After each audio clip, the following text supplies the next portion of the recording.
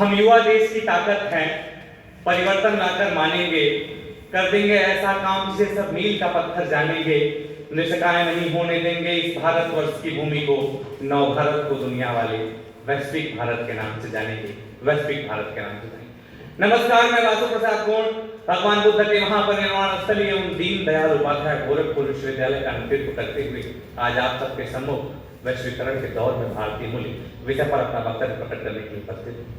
श्रीमन, जिस प्रकार भारत का प्रतीक चिन्ह अशोक स्तंभ के 4 चिन्ह देश के चतुर्थिक विकास में अपना योगदान समर्पित करते हैं, उसी प्रकार वैश्वीकरण के दौर में भारतीय मूल्य देश की प्रगति के लिए नींव का पत्थर साबित हो। और महोदय, ये हमारे लिए कोई नया विषय नहीं है, बल्कि अनादिकाल से चलती आ रही परंपरा का संवाहक है।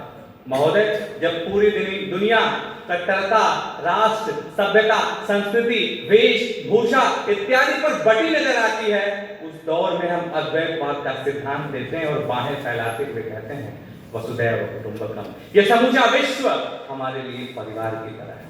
महोदय, जब हम देखते हैं कि पूरी दुनिया मेरी उपलब्धि, मेरा ज्ञान, मेरी क्षमता, मेरी उत्साह के वर्धन पे बल देता है, उस दौर में हम कहते हैं ये पूरी सृष्टि समान है और हम जैसे हैं वैसे ही ये सृष्टि भी।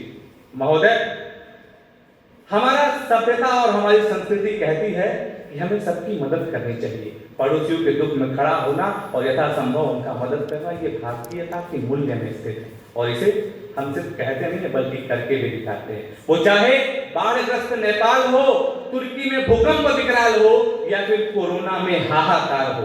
और महोदय, कोरोना जैसी जब वैश्विक महामारी वैश्विक पटल पे छाती है, तो ना तो सिर्फ हम वैक्सीनेशन बना के भारत तक सीमित रखते हैं, बल्कि विदेशों में उसे निर्यात करके वैश्विक पटल की महामारी को दूर करने का भी प्रयास करते हैं।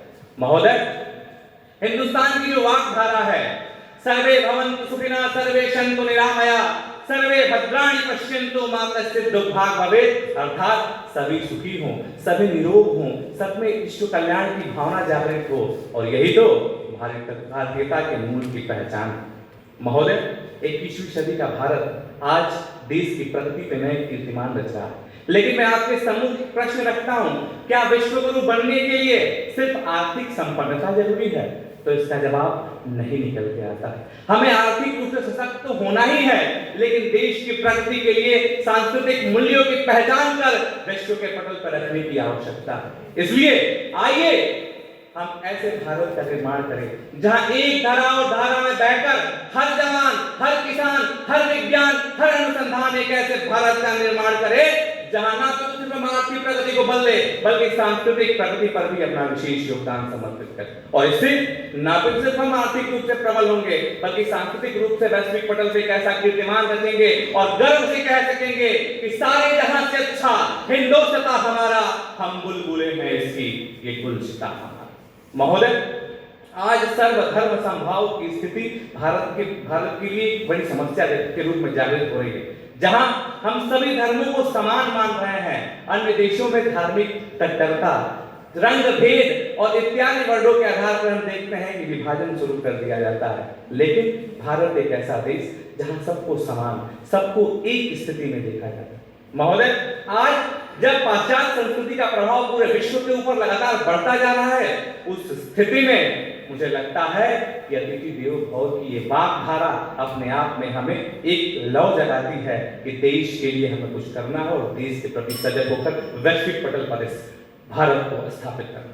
इसलिए मैं आह्वान करता हूं युवाओं को, यदि 19वीं सदी यूरोप की थी, 20वीं सदी अमेरिका की थी, यदि आपके हाथ खुल जाए नैतिक मूल्य को सुदृढ़ करने में, तो 21वीं सदी सिर्फ और सिर्फ भारत की होगी। इसलिए यही समय है, सही समय है, सही समय का सही सदुपयोग करते हुए आइए खाता खींचते हैं वैश्वीकरण की, बुनियाद बनाते हैं भारतीय मूल्य को, और ये कह पाए कि देश की प्रगति में जब भी भारत का नाम होगा तो वैश्विक पटल पर सबसे ऊंचा होगा। और अंततोगत्वा मैं अपनी स्वरचित पंक्ति से सदन को विदा करूंगा कि मन में हो विश्वास बड़ी तो कोई रोक न पाएगा, मन में हो विश्वास बड़ी तो कोई रोक न पाएगा, टूट सके ना भीष्म प्रतिज्ञा, योद्धित राष्ट्र भी आएगा।